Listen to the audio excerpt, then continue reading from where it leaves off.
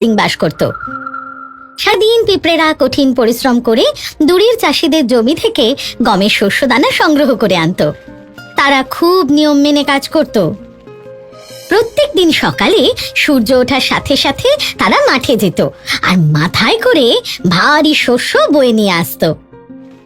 গমের শস্যদানাগুলো তারা খুব সাবধানে তাদের ভাড়ার ঘরে রেখে আবার মাঠে ফিরে যেত। উল্টো দিকে ফড়িং ছিল অলস। সে সারা দিন ছায়ায় বিশ্রাম নিত, নিজের মনে গান গাইতো আর সুস্বাদু খাবার খেত। সে সব সময় ফুর্তিতে থাকতো আর ভবিষ্যতের কথা ভাবতো না। সে সব সময় সারাদিন পরিশ্রম করা বেচারা পিঁপড়েদের কথা ভেবে কষ্ট পেত। এভাবেই দিন কাটতে থাকলো। আর ফড়িং ঘাসের মধ্যে অলস ভাবে আরাম করে খেয়ে দিয়ে বিশ্রাম করতে থাকলো আর মনের খুশিতে গান গাইতে থাকলো, কারণ ওর কোনো কষ্টই ছিল না। কিন্তু উল্টো দিকে পিঁপড়েরা অনেক পরিশ্রম করে শস্যদানাগুলো তাদের বাসায় বয়ে নিয়ে আসতো।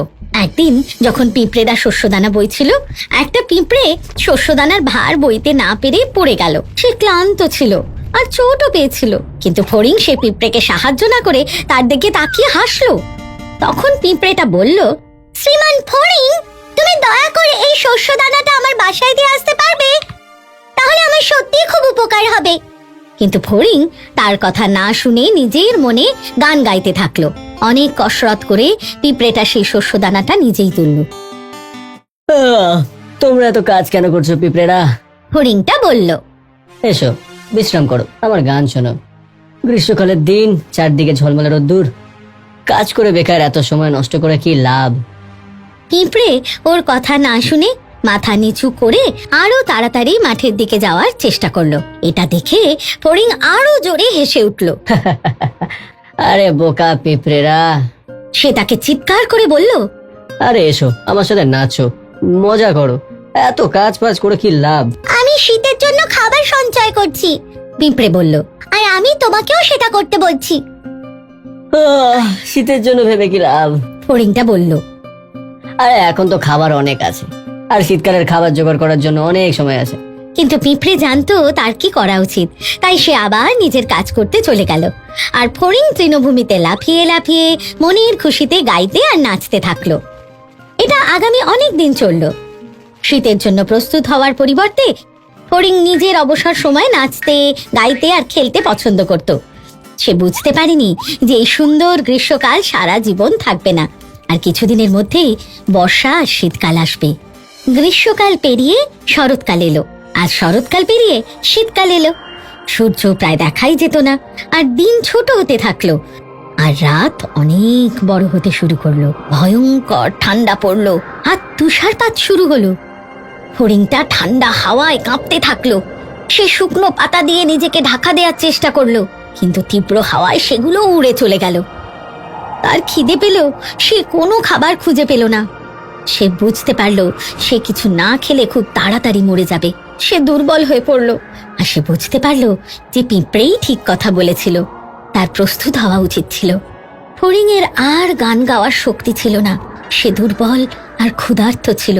বরফের হাত থেকে বাঁচার মতো তার কোনো আশ্রয় ছিল না, খাবারও ছিল না। তৃণভূমি আর চাষিদের জমি বরফে ঢেকে গিয়েছিল, কোনো খাবার পাওয়া যাচ্ছিল না। কি করব আমি? কোথায় আমি যাব? ফড়িং দুঃখ প্রকাশ করলো। সে ভাবেনি যে এই শীতকালটা আগের থেকে কঠিন হবে, আর যেহেতু সে নিজের জন্য খাবার সঞ্চয় করেনি বা অন্য কাউকে সেটা করতে সাহায্য করেনি, তাই সে গ্রীষ্মকাল পর্যন্ত বেঁচে থাকবে না। বরফ থেকে বাঁচার জন্য তার কোনো আশ্রয় ছিল না, আর খিদের জ্বালায় মরণাপন্ন হয়ে পড়েছিল। তখনই সে দেখতে পেল পিঁপড়েরা তাদের গ্রীষ্মকালের সঞ্চয় করা খাবার খাচ্ছে। পিঁপড়েদের কাছে যাওয়া উচিত, গিয়ে কিছু খাবার চাওয়া উচিত আর আশ্রয়। ফড়িং খুশি হয়ে বলল। তারপর সে পিঁপড়েদের টিলায় উঠে তাদের দরজায় ধাক্কা দিল। শুনছো পিঁপড়েরা? সে খুশি হয়ে বলল, আমি এসে গেছি তোমাদের জন্য গান গাইতে, আর আমি চাই একটু আগুন পোহাতে, আর তোমরা আমার জন্য কিছুটা খাবার আনবে তোমাদের ওই সঞ্চয় থেকে। না না শ্রীমান ফড়িং, আমরা তোমার কোনো গান শুনতেই চাই না। সে ভেতরে আসার জন্য অনুরোধ জানালো আর বলল তাকে কিছু খাবার দিতে, নয়তো সে মারা যাবে। কি? পিঁপড়েরা অবাক হলো।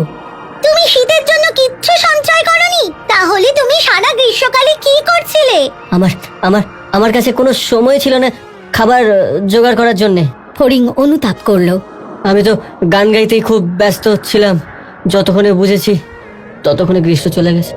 পিঁপড়েরা বিরক্ত হয়ে মাথা ঝাঁকালো আর ফড়িং এর কথা না শুনে নিজেদের কাজে ফিরে গেল। যে পিঁপড়েটা একদিন ফড়িং এর কাছে সাহায্য চেয়েছিল সে তার দিকে তাকিয়ে বলল, সারা গ্রীষ্মকালে আমি কঠোর পরিশ্রম করেছি আর তুমি আমাকে নিয়ে মজা করেছো, গান গেয়েছো, নেচেছো। তখন তোমার শীতকাল নিয়ে ভাবা উচিত ছিল। এখানে তোমার জন্য কোনো খাবার নেই। এই বলে পিঁপড়েটা ফড়িং এর মুখের উপর দরজা বন্ধ করে দিল। ফলে ফড়িং এর কাছে কাঁদা ছাড়া আর কোনো উপায় থাকলো না।